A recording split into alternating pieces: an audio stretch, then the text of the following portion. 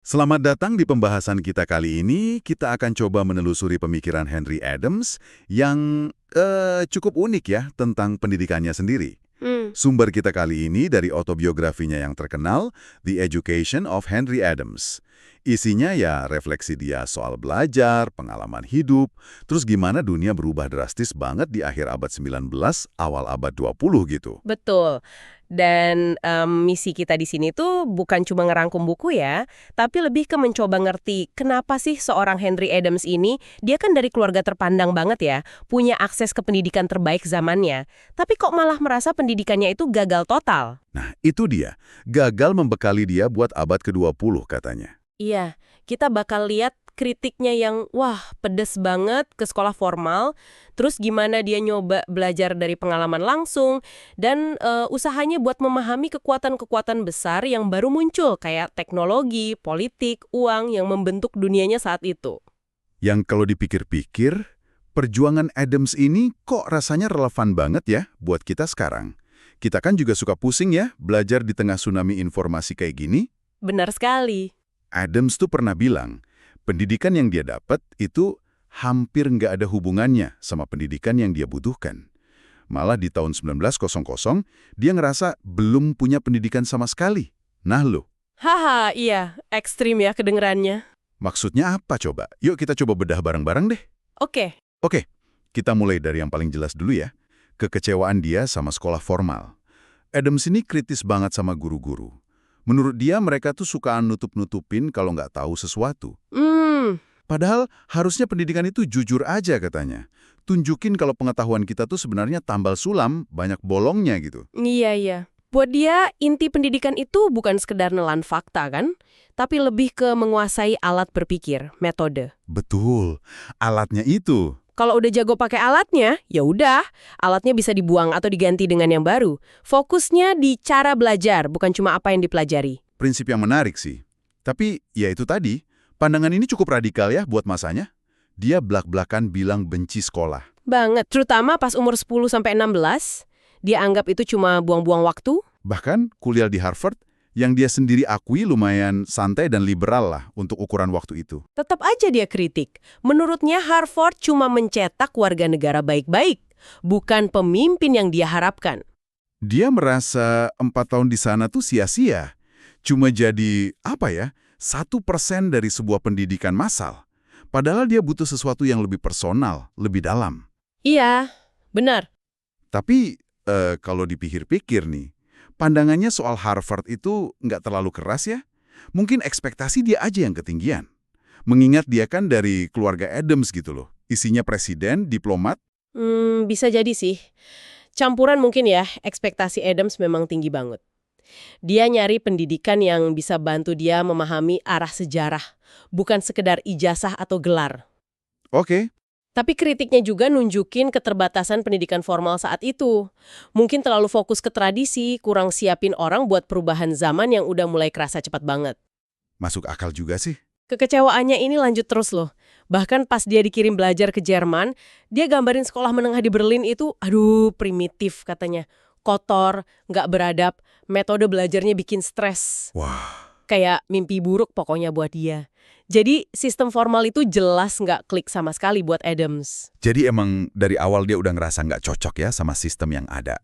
Nah, selain sekolah, Adams juga cerita soal masa kecilnya. Ini menarik nih, penuh kontras katanya. Iya, itu penting banget buat memahami dia. Ada dua dunia yang beda banget. Boston sama Quincy kan? Boston yang kaku, kota, musim dingin, penuh aturan. Terus Quincy yang lebih bebas, pedesaan, musim panas. Nah, menurut dia, ini yang bikin dia punya sifat ganda. Betul. Dan kontras ini nggak cuma soal tempat tinggal aja, tapi juga merembet ke keluarga. Sisi keluarga Adams dari Quincy itu ngingetin dia sama kebebasan. Ada figur kakeknya, Presiden John Quincy Adams, yang dia kenang baik hati. Hmm? Sementara sisi keluarga Brooks dari ibunya itu mewakili Boston yang lebih formal, dunia pendeta, intelektual New England. Meskipun secara status sosial keluarga Brooks ini dianggap lebih tinggi di Boston. Oh gitu. Nenek dari pihak Brooks malah digambarkan kayak sosok eksotis dari Prancis zaman Louis XVI. Aha. Terus ayahnya sendiri, Charles Francis Adams, ini figur penting banget, dikenal sangat seimbang, mandiri, dan yang menarik, nggak terlalu pro-Inggris kayak elit Boston lainnya. Wah, rumit juga ya dinamika keluarganya. Pantesan dia merasa punya sifat ganda. Terus ada lagi nih, soal warisan keluarga Adams yang katanya anti sama State Street. Ah iya, itu juga menarik. Perlu dijelasin dikit mungkin ya, State Street itu kan pusat keuangan, pusat bisnis di Boston waktu itu. Jadi kayak Wall Street-nya Boston gitu ya. Nah, bisa dibilang gitu. Jadi sejak kecil Adams ini udah punya semacam bias politik atau mungkin ketidakpercayaan gitu ya sama kekuatan uang dan bisnis besar, warisan Iya, keluarga. iya. Ditambah lagi, ayahnya sering bacain literatur politik satir gitu kan. Betul. Jadi minatnya ke sejarah abad ke-18 yang memang banyak di perpustakaan ayahnya, itu udah kebentuk dari kecil. Ini semua kan pendidikan informal yang jalan barengan sama sekolah formal yang dia benci itu. Iya juga ya. Pendidikan informal dari keluarga, lingkungan, itu justru mungkin lebih ngebentuk dia ya daripada kelas-kelas di Harvard. Bisa jadi. Ini pelajaran penting juga sih. Belajar itu terjadi di mana-mana, nggak cuma di ruang kelas formal aja. Nah, karena ngerasa pendidikan formal itu buntu, Adams akhirnya mulai pencarian baru. Dia mau belajar langsung dari sekolah kehidupan. Betul. Pengalamannya di Washington DC sebelum Perang Sipil, itu katanya membuka mata dia soal perbudakan. Dia jijik liatnya. Tapi dia juga bilang ada sisi lainnya. Agak ambigu ya. Mungkin maksudnya kompleksitas manusianya ya. Bukan pembenaran, tapi melihat bahwa isunya nggak hitam putih gitu aja. Dia kan juga kaget lihat gaya hidup di selatan yang beda banget dari New England tempat dia besar. Iya, dia jadi ngerasa kayak orang asing di negerinya sendiri. Nah, pengalaman yang paling formatif buat pendidikannya mungkin pas dia jadi sekretaris pribadi ayahnya. Ayahnya kan jadi duta besar AS di London selama Perang Sipil Amerika. Wah, itu Itu sih kuliah tingkat tinggi ya, langsung di pusat diplomasi dunia pas lagi krisis besar. banget. Dia kelempar ke sana. Awalnya dia merasa terisolasi banget di tengah masyarakat London yang luas, kaku, harus cepat belajar etiket, cara ngomong, cara negosiasi, sambil terus ngamatin politisi, bangsawan, kebiasaan orang Inggris. Belajar budayanya juga ya berarti? Iya, dia catat tuh keanehan mereka, ketegasan mereka, terus jurang pemisah antar kelas sosialnya yang jelas banget. Dan di London, itu kan dia ketemu macam-macam orang penting.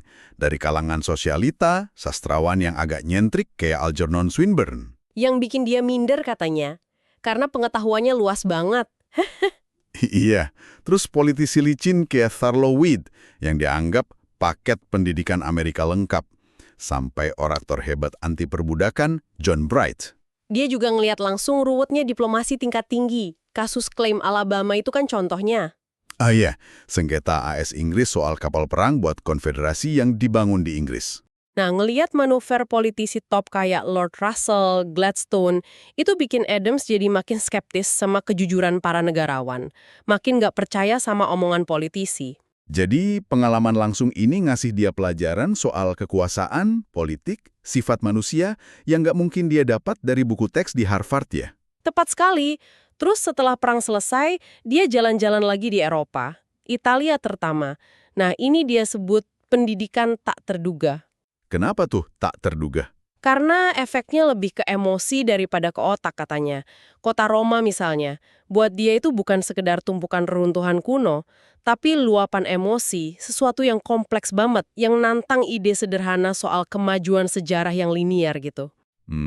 Menarik. Jadi lebih ke perasaan ya? Iya, tapi lucunya, semua pengalaman hebat ini yang harusnya bikin dia makin terdidik, malah bikin dia makin bingung soal masa depannya. Dia sampai bilang merasa nggak cocok kerja di Eropa, tapi juga nggak cocok kerja di Amerika. Loh kok gitu? Udah keliling dunia, belajar macem-macem, malah jadi bingung mau ngapain? Nah, itu dia. Pendidikan dari pengalaman ini ternyata nggak ngasih dia jawaban soal karir atau arah hidup yang jelas. Malah nambah pertanyaan. Waduh, jadi pengalaman pun nggak ngasih arah karir yang pasti ya? Terus dia coba jalur lain lagi kan? Seni kalau nggak salah. Iya, betul. Dia coba gaul sama kritikus seni kayak Francis Turner Palgrave. Tapi malah tambah bingung lagi dia. Kenapa lagi? Menurut Adams, dunia seni ini kok kayak nggak ada patokan jelasnya gitu loh. Keahlian di bidang ini terasa subjektif banget, nggak ada benar salah yang pasti. Oh, Ada cerita lucu tuh waktu dia sama Palgrave beli setumpuk gambar murah, terus si Palgrave yakin banget salah satunya itu karya asli Raphael, tapi terus dibantah sama ahli lain. buat Adams ini kayak konfirmasi lagi kalau pengetahuan itu relatif banget. Nggak ada yang absolut. Bahkan di dunia seni yang katanya soal keindahan. Jadi pengalaman seni ini seolah malah menggarisbawahi tema yang terus muncul ya, ketidakpastian pengetahuan. Dia nyari kepastian, ketemunya keraguan melulu. Tepat. Dan ini yang kemudian mendorong dia ke arah lain lagi, pas usianya udah lebih matang. Kemana tuh arahnya? Ke sains, dia mulai melirik sains, mungkin berharap di situ ada kepastian. Ada pola, ada kesatuan di alam semesta. Dia sampai belajar geologi bareng Sir Charles Lyell, ahli geologi top banget waktu itu. Oh, dia seriusin juga ya belajar sains? Iya, tapi hasilnya bisa ditebak. Jangan-jangan sama aja. Ketemu keraguan lagi. Nah, Lagi-lagi kompleksitas dan keraguan. Dia bingung lihat catatan fosil ikan purba namanya Peter Raspis. Kok muncul tiba-tiba gitu aja? Nggak ada fosil leluhurnya yang jelas. Terus dia juga ragu sama konsep keseragaman Lyell. Ide bahwa proses geologi di masa lalu itu sama aja kayak sekarang. Menurut Adams, bukti di lapangan nggak selalu seragam kok. jadi dia kritik teori utama geologi saat itu juga. Iya. Kesimpulan sinisnya, sains saat itu cuma ngebuktiin evolusi yang tidak berevolusi. Dia nyari keteraturan, malah ketemu anomali terus. Pusing dia. Waduh, kasihan juga ya si Adams ini. Nyari jawaban kemana-mana kok nggak ketemu-ketemu. Dan pencarian akan kesatuan ini jadi kayak obsesinya di kemudian hari. Disinilah muncul metafora dia yang paling terkenal itu. Ah, yang dinamo dan sang perawan itu ya. The Dynamo and the Virgin. Tepat sekali. Ini tercetus setelah dia datang ke pameran dunia di Paris tahun 1900, terus sebelumnya juga di Chicago 1893. Di sana kan dipamerin mesin-mesin raksasa, teknologi baru. Nah, ini konsep penting tapi jujur agak abstrak buat saya. Bisa tolong dijelasin lagi nggak maksudnya dinamo dan perawan ini apa sih sebenarnya? Oke, coba kita bayangkan gini ya. Dinamo itu simbol kekuatan baru abad ke-20. Mesin-mesin raksasa, listrik, teknologi industri. Kekuatan ini dahsyat banget, bisa menggerakkan dunia. Tapi buat Adams, rasanya impersonal, mekanis, bahkan agak misterius dan nakutin.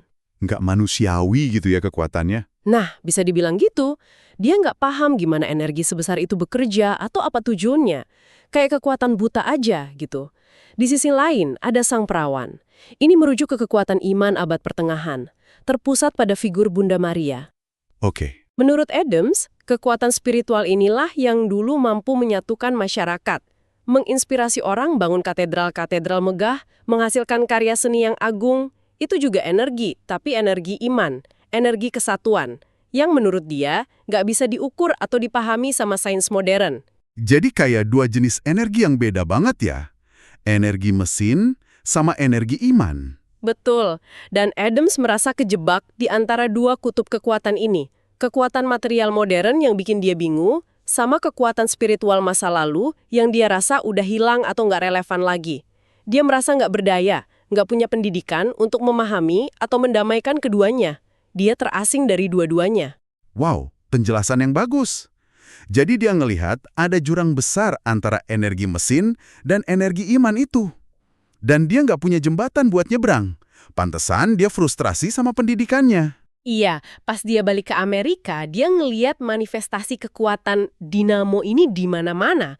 Korporasi raksasa yang makin kuat, jaringan kereta api yang menggurita kemana-mana, kekuatan uang Wall Street, munculnya serikat pekerja yang juga jadi kekuatan baru. Politik juga kan, dia lihat makin korup.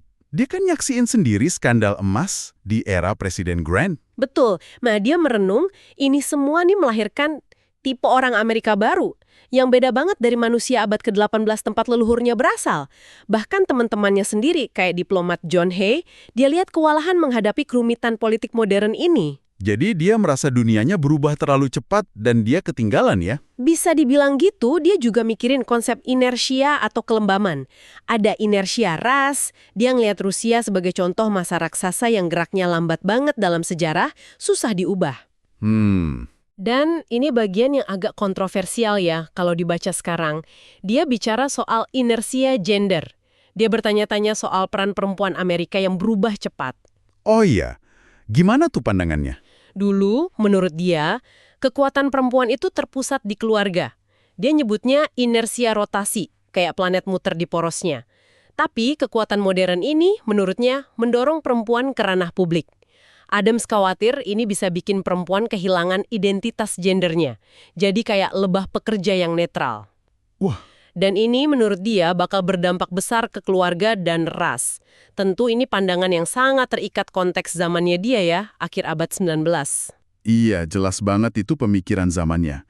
Tapi intinya, dia ngelihat semua kekuatan ini, teknologi, uang, politik, bahkan perubahan sosial soal gender, bergerak dengan kecepatan dan arah yang susah diprediksi. Kayak lepas kendali gitu ya. Nah, persis. Makanya, dia sampai mencoba merumuskan semacam teori dinamis sejarah.